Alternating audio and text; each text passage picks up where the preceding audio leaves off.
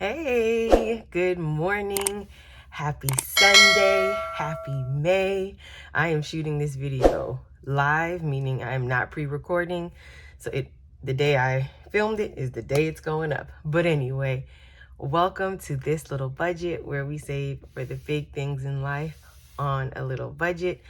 My name is Natasha and I am working to become debt-free slowly but surely, but most importantly, working to create a life in which I am more financially responsible for myself and my family. May is absolutely my favorite time of year, followed by Christmas. May just brings a lot of joy, in part because I was born in the month of May. I was born actually 30-something odd years ago on Mother's Day weekend. So I love celebrating Mother's Day even before I became a mom, and then my birthday. And then this year, the added bonus or added celebration on the 28th, this little budget turns 1. So I've been on this journey now, at least filming this journey for a year. I started cash envelope stuffing back in March of 2021. All right. I have not done one of these in a really long time. I'm actually going to just go over my monthly budget. Shouldn't be a long video. Shouldn't be.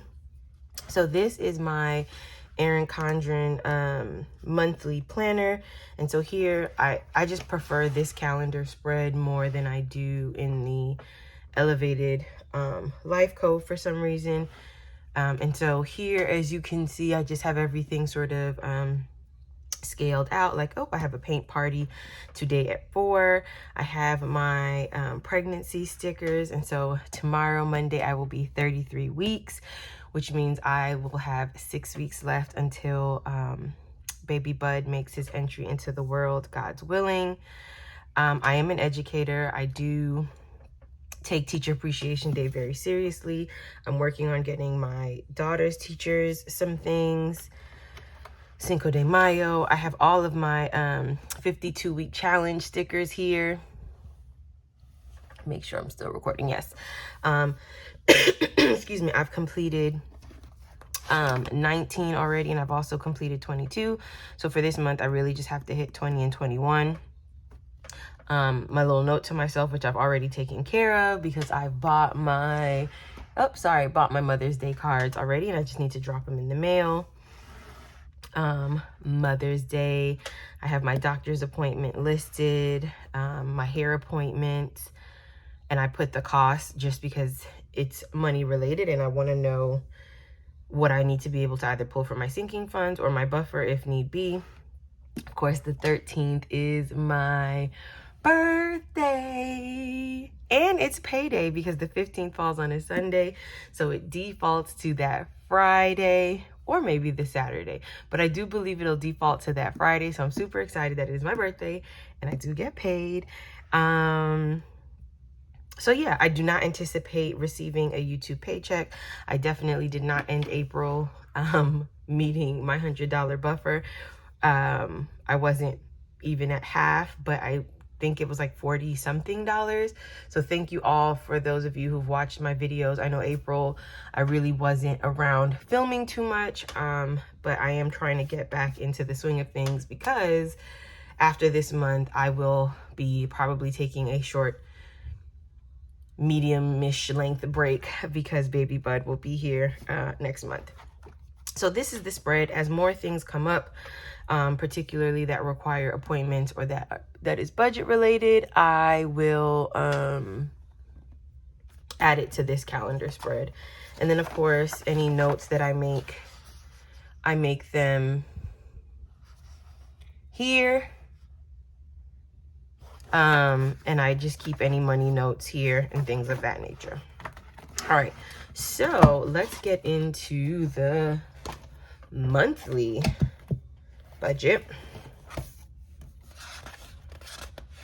So again, I pre-filled some of this out just because I thought it was important to have this already written out. I'm going to just tilt you guys slightly and then I'm going to zoom in a bit. Okay. So I've gotten into the habit of also leaving myself some notes and just some things that I want to be aware of as I go back and revisit my budget. I think I mentioned it like a few videos ago. I've already budgeted through July. Part of the reason why I was able to do that was, I have discussed my maternity leave plan with my employer, discussed, you know, like the calendar, so how long I will be out, how my pay will work, and it is just by God's super blessing that I will not have to go without pay or go at a reduced pay rate. I will be able to receive my full salary for the entire 12 weeks that I will be out. I am having a C-section just due to complications with my first child.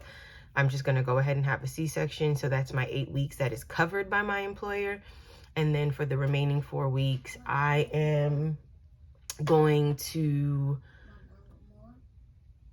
be using my, just using my vacation time. And that's, well, using my sick time first and then my vacation time, because I've accrued a few hundred hours of vacation. I don't normally take any vacations. And so this way, I am just going to be at full capacity. And I'm happy about that. And I'm just truly blessed that that is the case, because I know that that is not the case, for everyone. But the note that I made myself for this month, I'm only going to be stuffing sinking funds with my May 1 paycheck. So this just means my first paycheck of the month. I will not be stuffing sinking funds with my second paycheck, with the exception of my daughter's tuition. So I am entering this month. Sorry guys if it's a little blurry, I'm not sure. I'm entering the month with $324.27. Let's hope I can get to the end of the month with a little bit more in that buffer. So if you're new here, I am a semi-monthly salaried employee. So I get paid in the middle and at the end of the month. So the 15th and whatever the last day of the month is. Granted, neither of those days fall on a Saturday or Sunday. Excuse me. After I account for my tithe and a percentage of my check that goes into a separate savings account, I round down and I'm left with $3,800 to budget the month with. The amount that is left that I rounded, because it's like $3,900 and some change, that $100 and some change I leave in the bank to help build up my buffer. Other is $600, and this is my boyfriend's portion of the rent and other minor expenses that gets added in. And so I don't anticipate receiving any other funds for the month in terms of income. So I'm budgeting $4,400.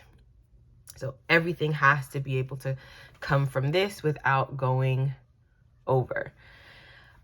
So what's here in yellow are all of my fixed expenses or bills.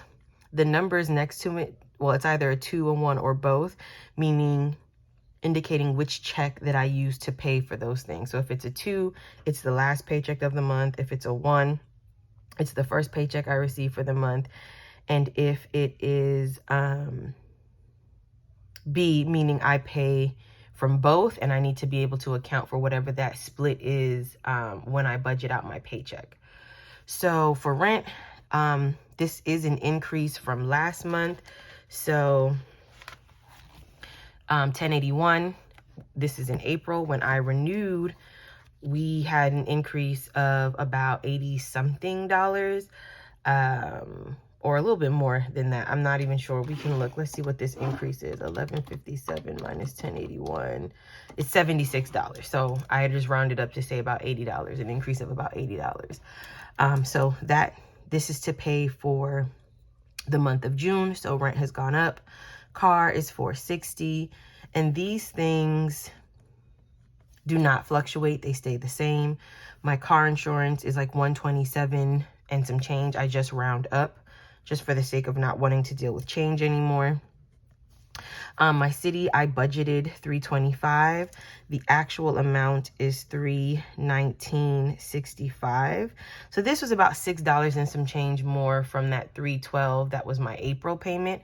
So I intend on making this minimum payment and then pulling the money from whatever I saved in my debt envelope and whatever I saved in my 100 envelope to make an extra payment.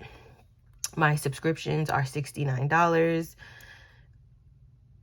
That is going to stay the same. And then what I budget for both my daughter and my sorority. And as I'm looking at this, guys, this is wrong.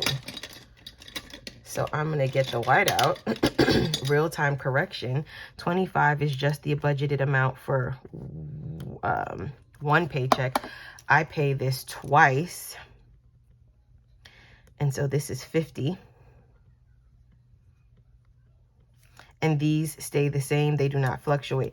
So both of these numbers here are wrong. I'm going to just put the right number here.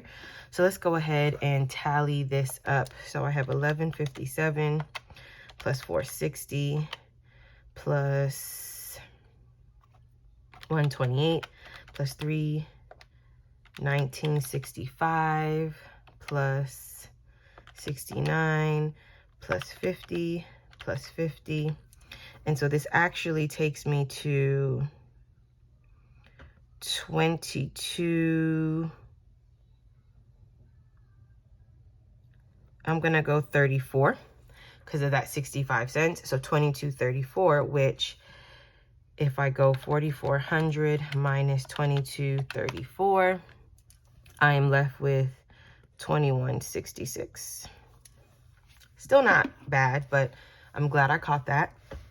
So this is the amount that I have remaining between my variable expenses and sinking fund, savings, challenges, and anything else. So we'll have to make some corrections as we go. For groceries for the month, I put $330. Household, and this is just toiletries, paper towel, toilet paper, detergent, like things like that, $100. Gas is $180. So far, since I've increased my budget from $90 a paycheck for gas, that has been working. Spending will get $150. Food will get $100. My daughter will get $20 in disposable cash for her to spend for the month. And then miscellaneous gets $40. So that is a total of $920. And so if I were to subtract $920 from what I had remaining,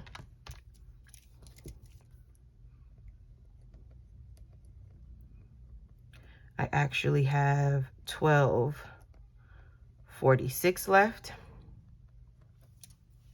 Okay. And so from there, I intend on only, so when I created this budget, I didn't know how my maternity leave would work. And so I wanted to sort of pad my savings challenges because I knew, or I just anticipated that I probably would have a month or two that I wouldn't stuff. And now I know that to not be the case, but I still decided to leave the budget as is because it works for me.